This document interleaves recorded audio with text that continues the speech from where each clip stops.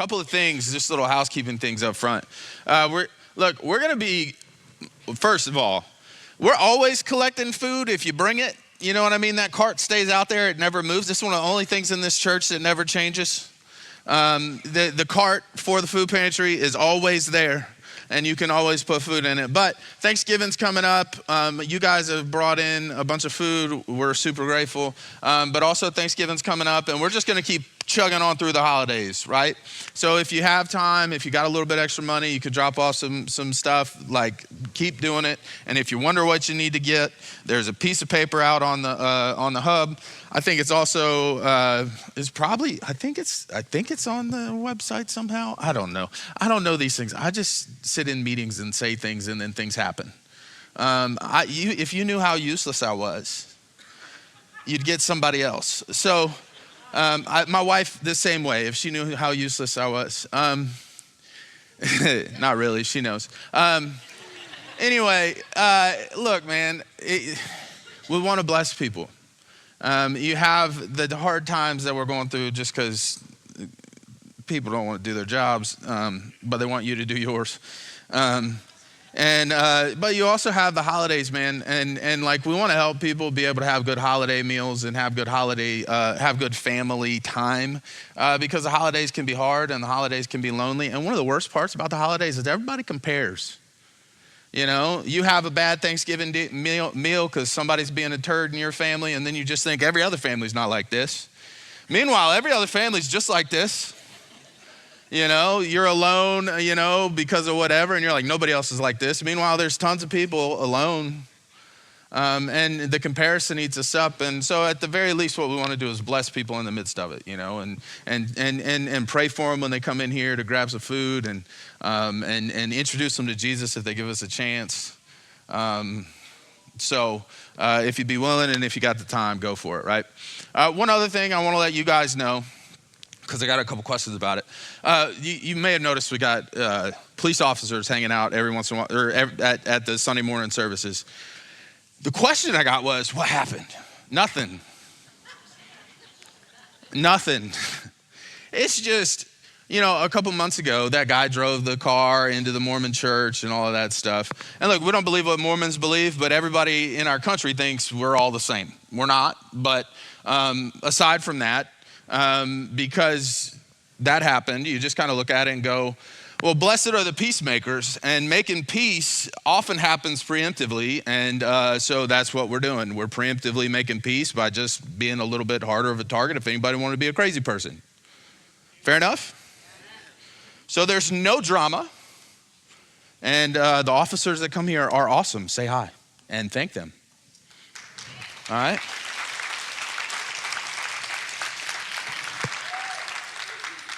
All right, so we are in the we're jumping into a new series. Strangers in a Foreign Land is what we named it. Here's the idea. If you are a follower of Jesus, you find yourself as a stranger in a foreign land often. That's pretty much the way that it is. You live in a fallen world. And since you live in a fallen world and you're a follower of the King, and you are trying you're a follower of the King, you're Jesus is your Lord, right?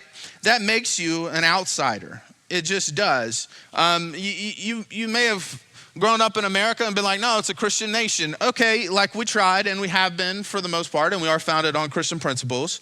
And you read the history books now, and they're like, none of the founding fathers believed in Jesus. They all went to church. They all tithed. I feel like if you give your money, you at least believe in it on some level.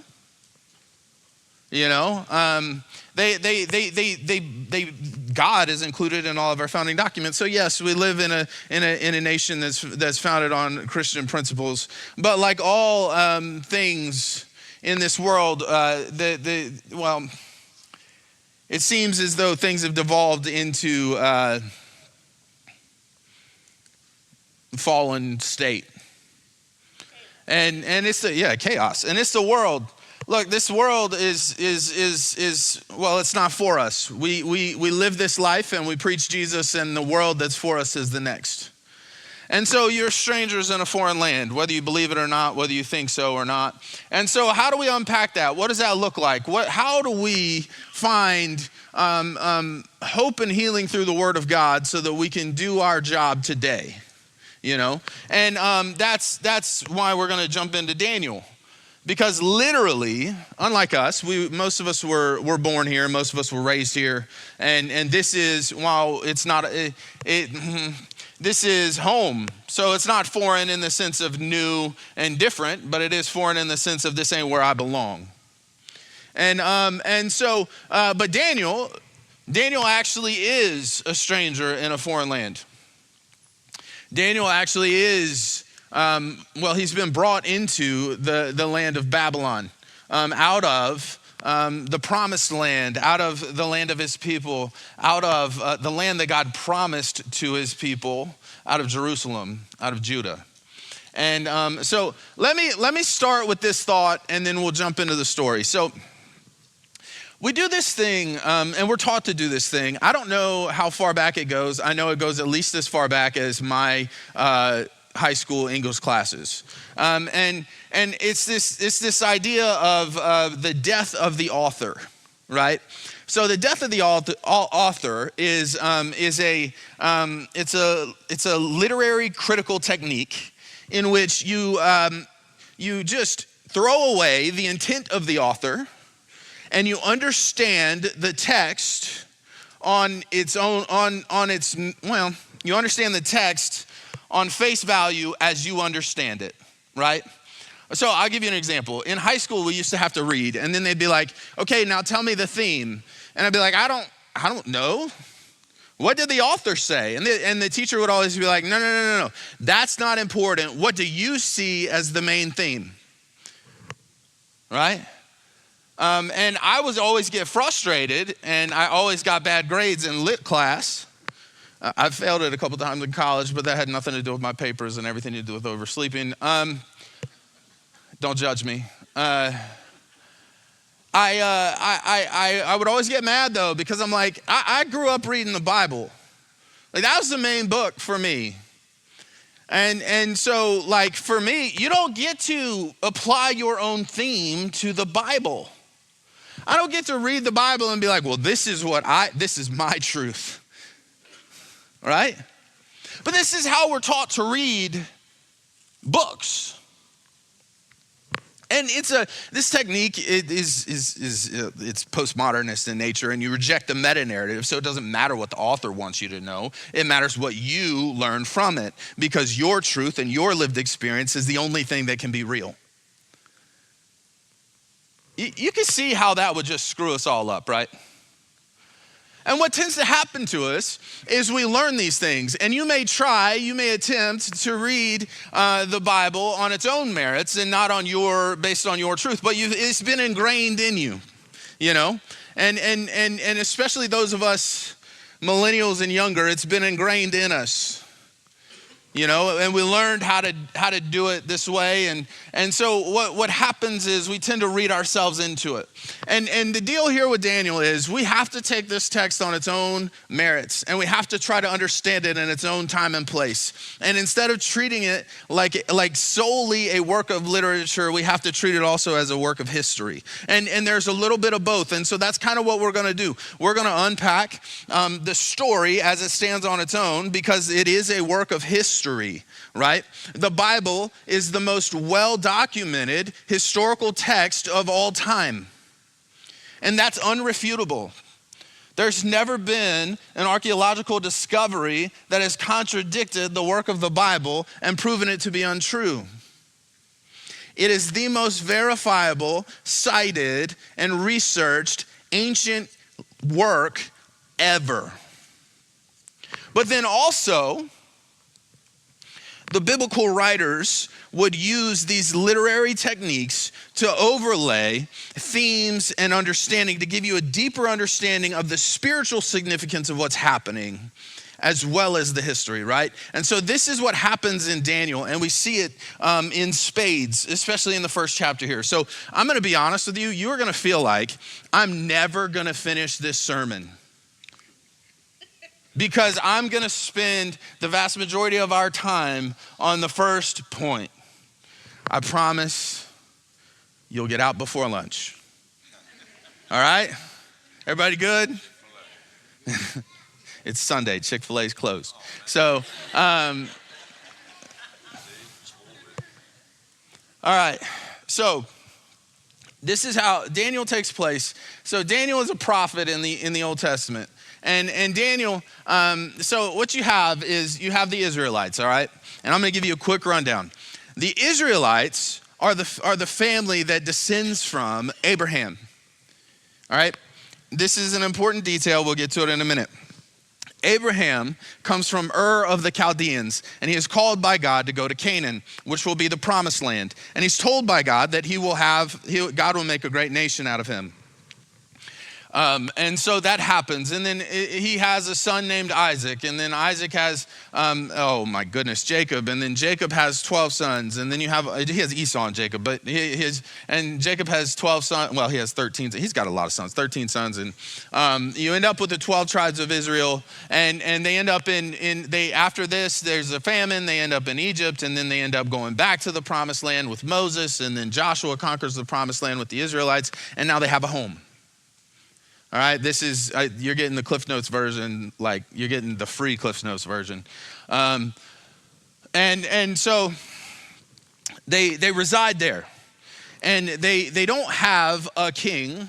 They have the tribes, and the tribes have their leaders. And every once in a while, what will happen is a man or a woman, actually, there's Deborah, will rise up and fend off invaders and the people. What happens is the people, they end up worshiping false gods during this time, the time of the judges. They worship false gods, and then they cling back to God, and then they worship false gods, and then they cling back to God. And basically, they worship false gods, and then times of trouble come. God raises up a judge. This is the whole book of Judges. The judge will then fight off the enemy and cleanse the land of the false gods. And then this cycle happens all over again and over again and over again. And by the way, if this sounds familiar, yes, it's a lot like your spiritual life. We are really bad at being loyal to the one who loves our soul, right? And so this is the human condition. And eventually the people get tired of the spin cycle, and they ask God for a king. And this isn't necessarily what God wanted, but this is what God will give them, a king. And so God gives them a king. His name is King Saul. Saul's the first king of Israel.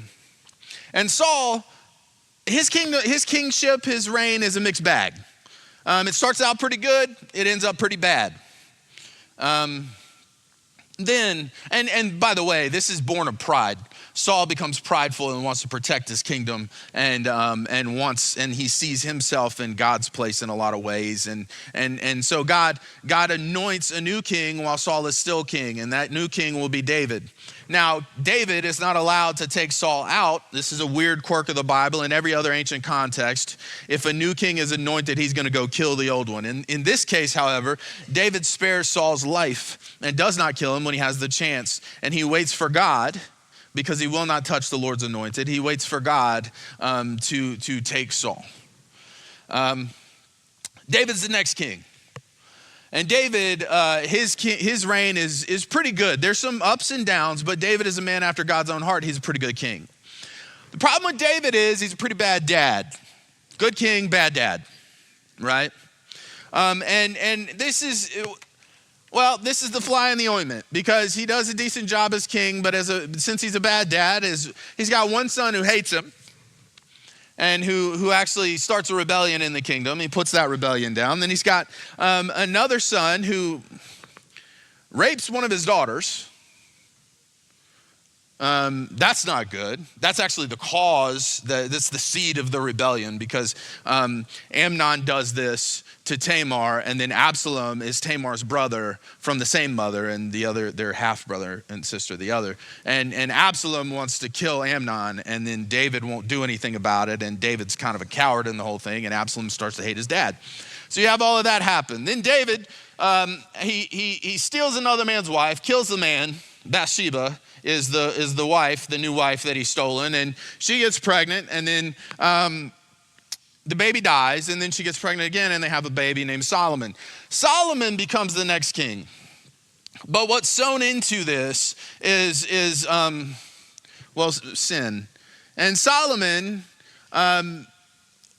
he's the wisest man in the Bible before Jesus, but he seems to do a lot of dumb things.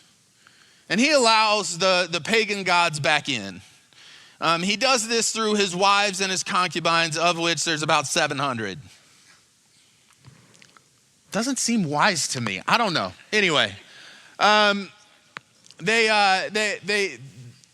you could imagine that this would make the succession to the throne a bit complicated when there are potentially hundreds of heirs, right? And so what happens is there's fighting. After Solomon dies, there's fighting over who will be the next king, and the kingdom winds up splitting. And what happens is you have the kingdom, the northern kingdom, the kingdom of Israel, and the southern kingdom, the kingdom of Judah. The kingdom of Israel goes bad pretty quick. Pretty quick in Old Testament terms, it's like a couple hundred years. And the southern kingdom of Judah, they hold fast to God a little bit better. They have more good kings. This doesn't mean that they stay righteous. This doesn't mean that they deny all the false gods. This doesn't mean any of that. It just means that their devolution is slower. Daniel is from Judah, and Daniel is one of the members of the royal families of Judah. And he's taken into exile to Babylon because King Nebuchadnezzar conquers Judah and then takes some of the folks from Judah into exile to Babylon. That's where we pick up in Daniel chapter 1. Let's just walk with me. We're going to go verse 1 and 2, and we're going to just go stop, start, till we're at the end here. Daniel chapter 1, verse 1 and 2. So during the third year of King Jehoiakim's reign in Judah, King Nebuchadnezzar of Babylon came to Jerusalem and besieged it. The Lord gave him victory over King Jehoiakim of Judah and permitted him to take some of the sacred objects from the temple of God. So Nebuchadnezzar took them back to the land of Babylonia and placed them in the treasure house of his God. The gold being taken back to Babylon is going to be important in a couple weeks, so just file that away, right? So King Nebuchadnezzar, the king of Babylon, comes in and conquers Judah, the kingdom of God, right? This is what you have to understand. This is one of those moments where the literary techniques take over, okay? So biblically, Babylon shows up at the beginning of the book and at the end of the book, right? So let's start at the beginning. In Genesis chapter 11, you see the story of the Tower of Babel. Babel is a town. It is the precursor to Babylon. It is built by a man named Nimrod. Horrible name. Don't name your kid that. Everybody will just think he's dumb. So, but Nimrod was a great man in ancient history. And they in this town, they all gathered together to build this tower, right? And you're like, okay, this sounds dumb. And God doesn't like it, by the way. This is where he causes the languages to be confused. Up until this point, everybody speaks the same language. They go to build this tower, and God's like, no, don't do that. And then he confuses their languages, and people disperse into groups of people who speak the same language. And you're like, what's the big deal about the tower? Well, in ancient times, the gods resided in high places. This should be fairly intuitive to you if you were not asleep during history class. Mount Olympus is where the gods of the Greeks resided, right? And this is the idea. By the way, the Israelites, the temple, God, the presence of God is in the Holy of Holies. The temple is on a mount. The Temple Mount, Mount Moriah, right? So this is where this is important in ancient times. The high places are the home to the gods, right? And so what are they doing in Babel? They're trying to build their own high place so that they can be gods. We still do this. Kind of feels like that's what AI is a little bit, right? It's like a human-made Holy Spirit.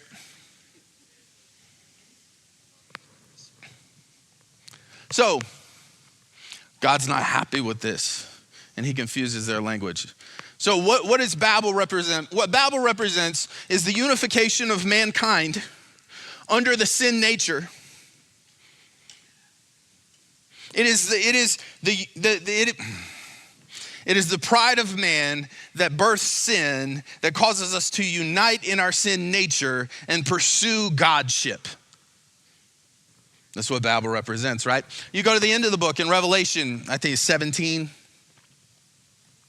You have Babylon shows up again, Babylon the Great, the whore of Babylon. And the whore of Babylon, this is the mother of all prostitutes and obscenities.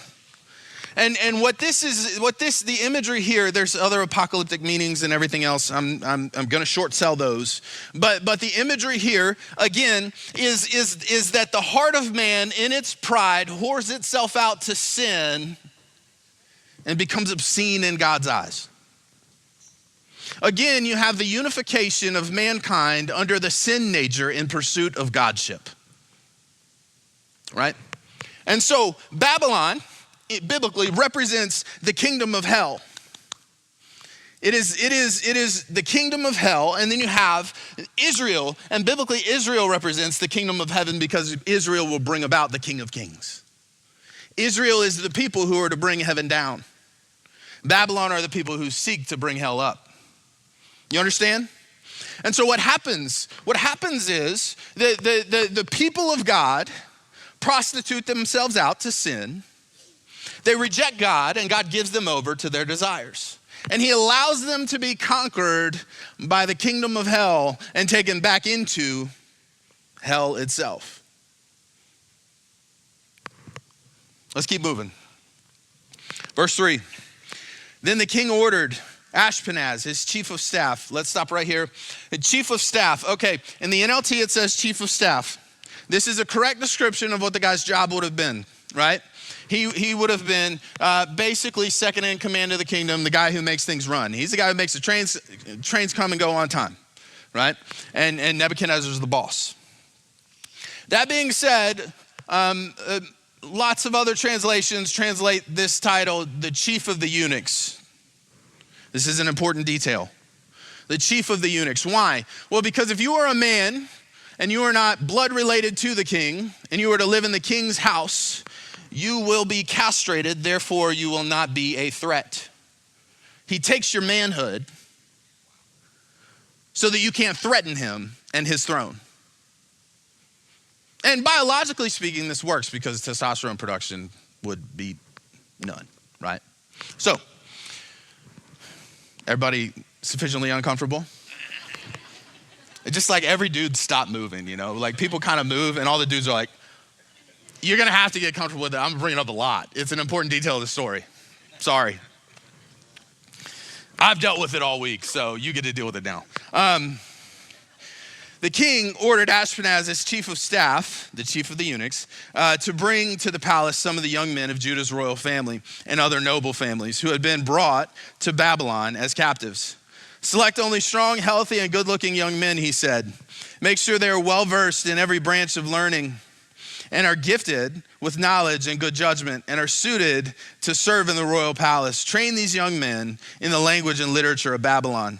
The king assigned them a daily ration of food and wine from his own kitchens. They were to be trained for 3 years, and then they would enter the royal service. Daniel, Hananiah, Mishael, and Azariah were 4 of the young men chosen from all of the tribe of Judah. The chief of staff renamed them with these Babylonian names. Daniel was called Belteshazzar. Hananiah was called Shadrach. Mishael was called Meshach. And Azariah was called Abednego. All right, let's unpack this one for just a second. So, let's start with the names, okay? Let's start with the names. Daniel, the Hebrew means God is my judge. Belteshazzar, which is the name he's given, means Baal's prince, as in the bad god from the Old Testament. This is a demonic inversion. God is my judge, I serve Baal. I serve only God, I serve Baal. You understand this is a demonic inversion. You have Hananiah, it means beloved by the Lord. It was changed to Shadrach. This means illuminated by the sun god. So loved by the Lord. The Lord looks kindly on me. Illuminated by the sun god. The sun shines on me. This is a demonic inversion, right? Mishael means who is as God. It was changed to Meshach, which means who is like Shak, which would have been a Babylonian goddess corresponding with Ishtar or Venus, the goddess, the sex goddess. He must have been the good-looking one, right?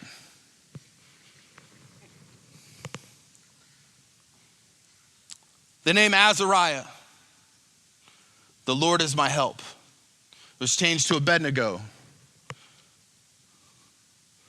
This means Nebo's servant. Nebo was a Babylonian deity linked with wisdom, writing, and science.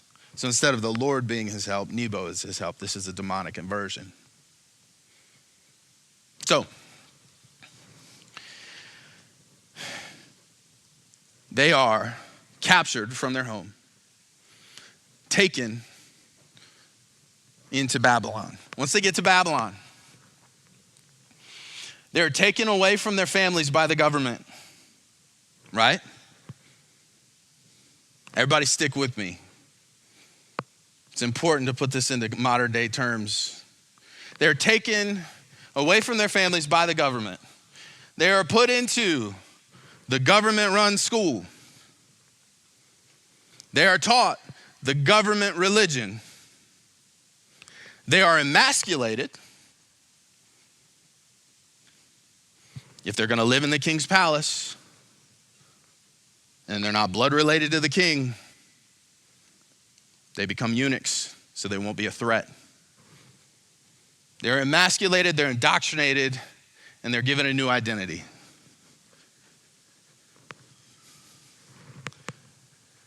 It's new days. It's old demons. You understand? The devil has the same strategy today that he had. This would have been 2,600 years ago. Right? And by the way, it's never changed. Anywhere there is a government, the government will attempt to take the young men, take away their freedom and their ability to be independent, take away their manhood in some way, shape, or form, indoctrinate them, and put its own identity on them. This is a tale as old as time. And this is what happens in our culture today. And you're like, well, why are you only focusing on the boys? Listen, the devil targets the boys first so that the boys, when they're debased and are full of sin, will then abuse the girls. That's the way it works. And you see that happening in our culture today. Our kids are taken from us by the government and put into the government-run schools. And you're like, well, that's not a very kind way to put that. Okay, yeah, but if you don't send your kid to school, what happens? That's called a crime. Now, there's some ways out of it in America because of religious freedom and other things. You can homeschool, you can do private school, you can do Christian school, you can do all these things, okay? But there are also certain economic realities that make that hard for a lot of people. So they will take your children from you, and you have to put them in the government-run school. Now, when they get into that, and by the way, that is the right name for it. We call it public schools, but it's run by the government. And I know some of you guys are teachers, and you're like, I feel attacked right now. I'm not attacking you. You're doing the Lord's work in the midst of godlessness. Like, thank you. Keep doing it. Like, email us so we can pray for you.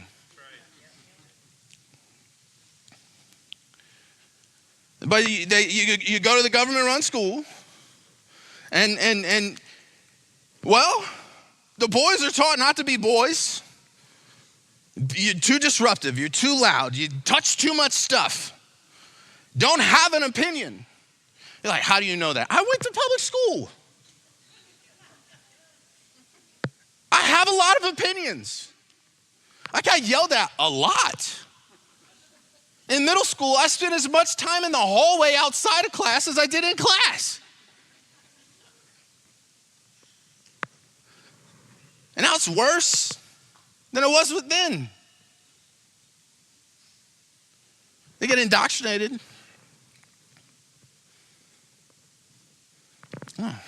They get indoctrinated into the religion of America today, which is wokeism. And it is a religion. The prophets of that religion, Michel Foucault, Karl Marx,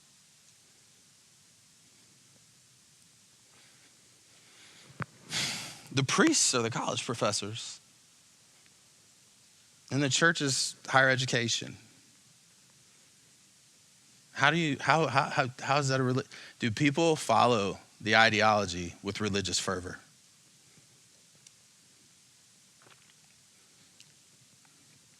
Indoctrinated. And then their identity, well, do we even have to go there? You can pick one of 87 genders, okay?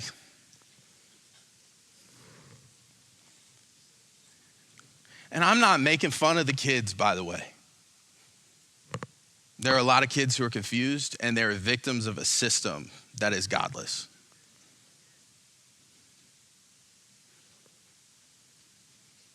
And it grieves God's heart. And it's not just our culture.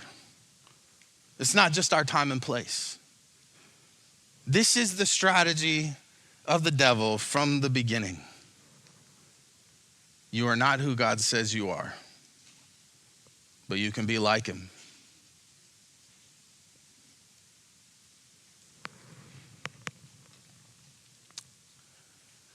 The point is this: there is no secular neutral.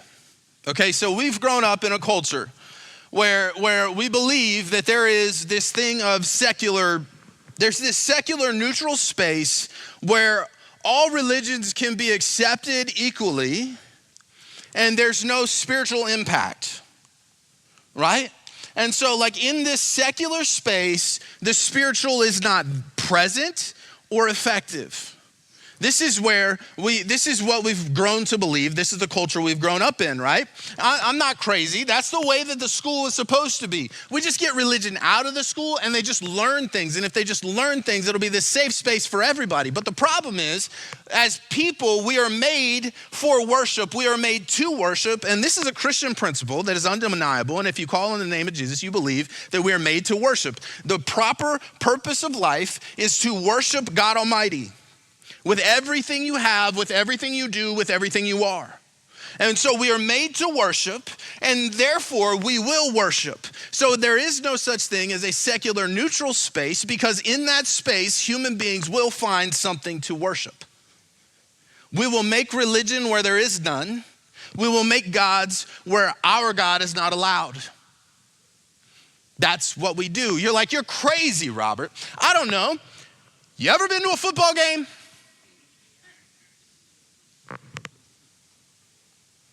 Some of y'all are going to go home today, and no offense, by the way. No, some of y'all are going to go home today. Sat in the front row with the jersey on. I'm so sorry. Some of y'all are going to go home today. You're going to watch the football game, and this isn't true, y'all, but you will be more animated watching the game than you are worshiping God. It will ruin your day. I could get up here and preach a stinker of a sermon, and you'd be like, meh. But if your team loses, it'll ruin your week. We worship.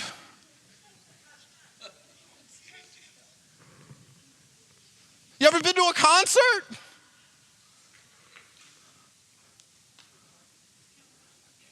Tell me that's not worship.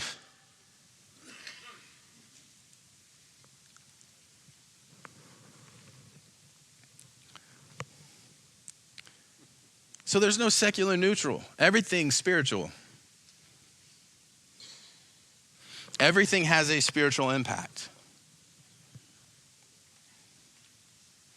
Well, I mean, what I have for lunch doesn't. Depends. Can you afford what you just bought? Because if you can't afford it and you bought it, now you're going to be in debt. Now you're slave to the lender. Did you eat the Twinkie because it's easier to eat the Twinkie than it is to pray to God with any level of transparency? You know? Well, I just like the beat. That's why I listen to that song. Okay. What lessons are you repeating over and over and over again and ingraining in your mind? Well, but the movie just has a good plot. Yeah, but what images are you going to remember?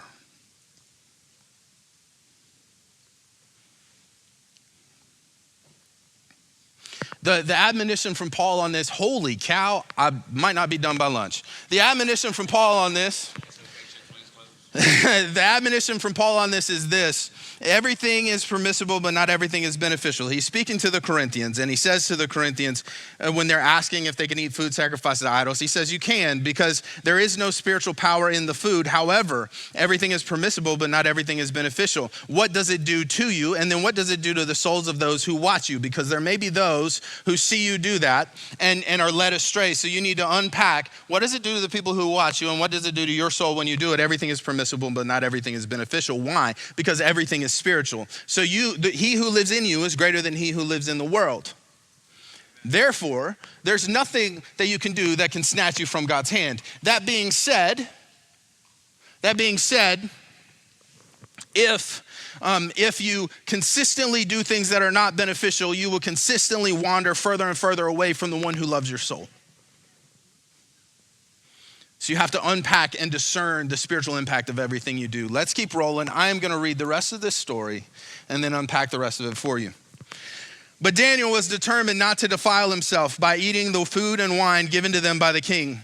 He asked the chief of staff for permission not to eat these unacceptable foods. Why does he want to do that? Because when he is a Jew, and he has dietary restrictions that were given to him by God, and he is not to defile himself by eating these things that we just covered this in the last explanation, right? And so he asked not to have to drink the food or eat the meat and drink the wine, because they were sacrificed to idols. He asked the chief of staff for permission not to eat these unacceptable foods. Now God had given the chief of staff both respect and affection for Daniel. But he responded, I'm afraid of the Lord my king, who has ordered that you eat this food and wine. If you become pale and thin compared to the other youths your age, I'm afraid that the king will have me beheaded. Daniel spoke with the attendant who had been appointed by the chief of staff to look after Daniel, Hananiah, Mishael, and Azariah. Please test us for 10 days on a diet of vegetables and water. Daniel said, at the end of the 10 days, see how we look compared to the other young men who are eating the king's food. Then make your decision in light of what you see. The attendant agreed to Daniel's suggestion and tested them for 10 days. At the end of the 10 days, Daniel and his 3 friends looked healthier and better nourished than the young men who had been eating the food assigned to the king. So after that, the attendant fed them only vegetables instead of the food and wine provided for the others. God gave these 4 young men an unusual aptitude for understanding every aspect of literature and wisdom. And God gave Daniel this special ability to interpret the meanings of visions and dreams. When the training period ordered by the king was completed, the chief of staff brought all the young men to King Nebuchadnezzar. The king talked with them, and no one impressed him as much as Daniel, Hananiah, Mishael, and Azariah. So they entered into the royal service. Whenever the king consulted them in any matter requiring wisdom and balanced judgment, he found them 10 times more capable than any of the magicians and enchanters in this entire kingdom. Daniel remained in the royal service until the first year of the reign of King Cyrus. So the first point is there is no secular neutral. There is no space where worship does not happen, right? The next one is this. Faithfulness, if there is no secular neutral, then faithfulness will be required. Faithfulness will be required.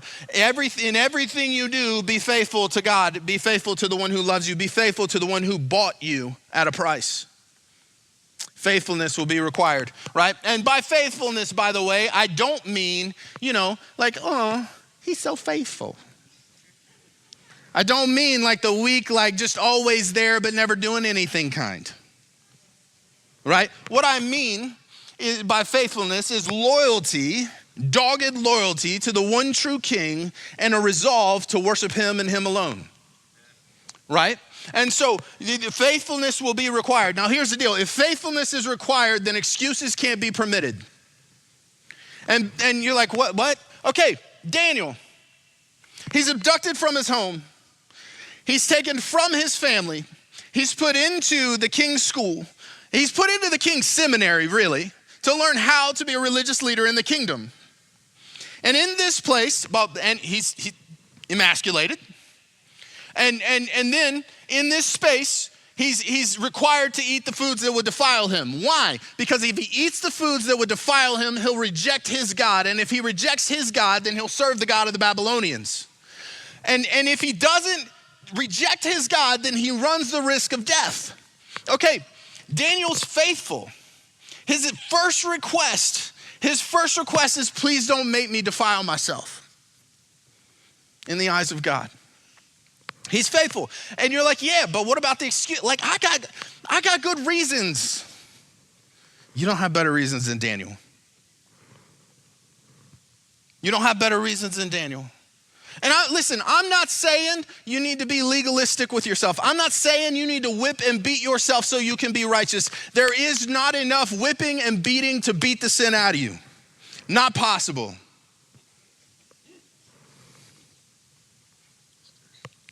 What I'm saying is you have to have the courage to confront your excuses, because if you don't, you will not be faithful. And faithfulness is required. You need to have the courage to confront your excuses and submit them to God in the form of repentance, not absolution. The next thing, if faithfulness is required, you need to understand that faithfulness is usually full of risk. Daniel's first request is, hey, please don't make me defile myself by eating that food and drinking that wine. And what does the chief of staff say? The boss man says, listen, I like you a lot. You're a good kid. But you see King Nebuchadnezzar over there? If you show up to him looking weak, he'll take my head. So I'm going to go with no. So then what does Daniel do? He plays the mommy-daddy game. That's what he does. Y'all know what I'm talking about? Your kid comes up and asks you something, you say no, so then they go ask your spouse, so that your spouse will say yes. That's an easy way to get in trouble in my house. You don't get to make an enemy out of my wife. But anyway, you don't get to use me against her either. What the heck? Kids are kind of manipulative. But anyway, Daniel plays the mommy-daddy game, but in a good way. The chief of staff says no. The chief of the eunuchs, he says no, because I don't want to die. So then what does he do? He goes to the guy who's taking care of him on a day-to-day basis, and he says, hey, man, listen, just test us for 10 days. In 10 days, we're not going to look weak and feeble. We're not going to be messed up. We're not going to, just give us 10 days. You got to understand, Daniel asked this guy to take a risk for him, but Daniel takes a risk by asking him, because if he goes back to the chief of staff and goes, hey, Daniel asked me this, what do you think's going to happen to Daniel? He's a prisoner. He's in exile. He is nothing. The only thing Daniel is potential. He's nothing but potential. His life carries no value, only his potential payoff for the king. And if the potential they see in him is a rebel and one who won't serve their gods, what do you think they're going to do? Faithfulness is almost always full of risk. The call of Christ is not one that is devoid of risk. It is one that is full of risk. He says, you must take up your cross and follow me. That means daily dying to self, but it also means that might mean everything.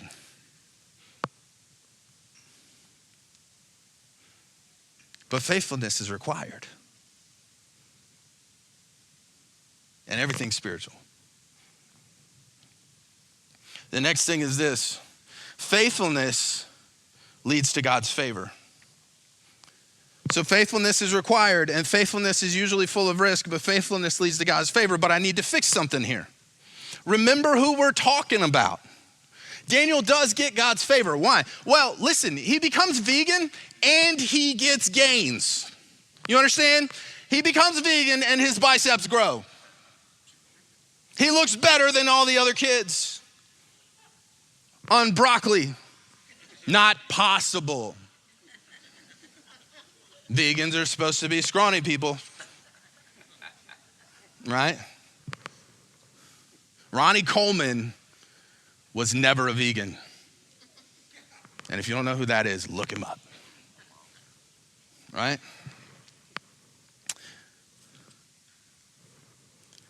He experiences God's favor because he eats only vegetables and drinks only water. By the way, drinking only water, not a safe prospect in this time and place. That's why they drank wine in the first place, because the wine had alcohol in it and it had fermented and the bacteria died.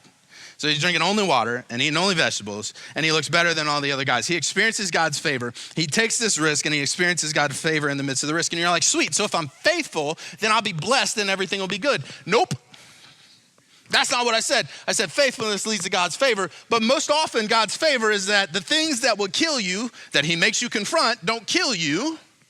They come out all the better for you. That doesn't mean there's no struggle. That doesn't mean it's easy. That doesn't mean it's awesome. That just means it's good. But there is no better place to be than walking in his purpose and experiencing his favor. Because here's the thing, you will worship and you will worship whether you worship him or not. And if that's the case, then at some point you walk away from him and you worship other things. You will worship those things and you will think they're good for you, but then there's always a changeover. It always switches and it's like, this is awesome, this is awesome, this is awesome. All of a sudden this is hell because the bottom falls out. With Jesus, the bottom never falls out. And you experience his goodness, not the temporal goodness that this world promises. More often than not, the favor of God means that the things that would kill you don't.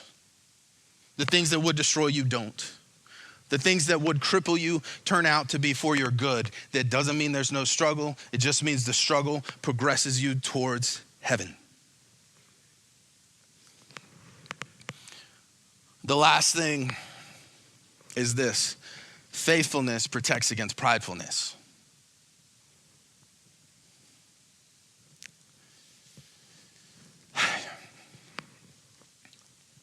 This last 3 verses here. When the training period ordered by the king was completed, the chief of staff brought all the young men to King Nebuchadnezzar. The king talked with them, and no one impressed him as much as Daniel, Hananiah, Mishael, and Azariah.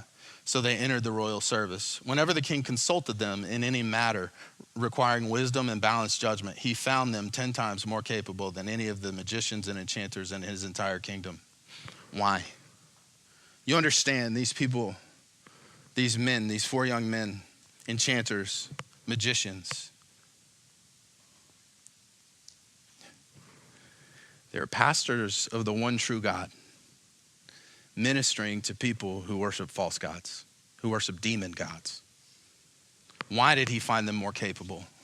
Because through the power of God, they ministered with the love of God to the people who knew nothing else. Through the power of God, they ministered to the king with the love and power of God. And that power of God and love of God only came from the faithfulness that they exhibited towards God. When you're faithful, when you struggle, when you're faithful to him in the face of all else, when your faithfulness is defined by your loyalty to him as king, to him as Lord of your life, and defined by your worship of him and him alone, you realize something. You're not great. Matter of fact, you're pretty terrible, but he's good. It's really hard to buy your own press when every day you have to confront your own excuses to preserve the little bit of faithfulness you got. And that, ultimately, that's the story of Daniel. That's what we see for the next 6 weeks. That's what we're going to see. We're going to see Daniel being faithful and his faithfulness being rewarded. His faithfulness never gets him out of a jam. He is, as far as we know, this is the other thing that supports him being a eunuch. We don't see a family. We don't see a wife. We see Daniel. We see Daniel serving king after king after king, 3 kings. Daniel serves these kings. Daniel is a servant to these kings, but ultimately he's a servant to the living God. And in the life of each one of these kings, they see the face of God through Daniel. He is a man who should be killed because he's not loyal to the demon gods these kings serve. But he is a man who survives. He is a man who ministers. And he is a man with great power.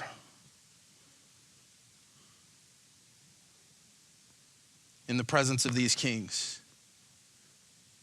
Because of his faithfulness to the one true God. He never defiles himself.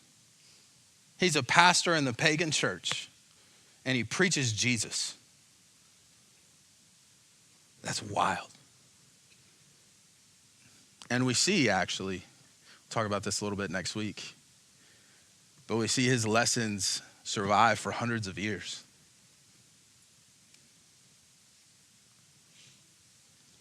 Well, we see it survive for 2,600 years, but it survives in Babylon for hundreds of years.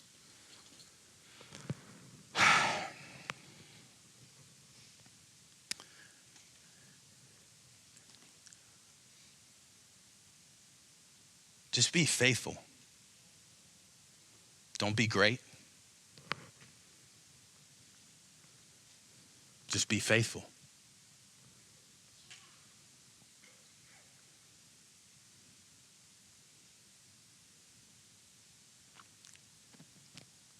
It's going to take everything you have in a fallen world that constantly glorifies sin and the satanic. So cling to the cross and don't let go. Let's pray. God,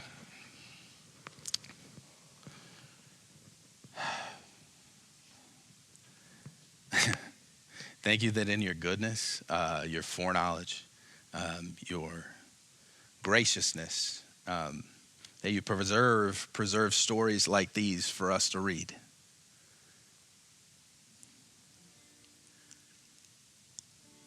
Thank you that you've miraculously preserved the story of your people so that your people 2,500, 2,600 years later can read it and understand you better and find inspiration and hope to cling to you and be faithful to you against all else. Thank you that that through your word you reveal that the schemes of the devil never change, but neither does your goodness and your grace.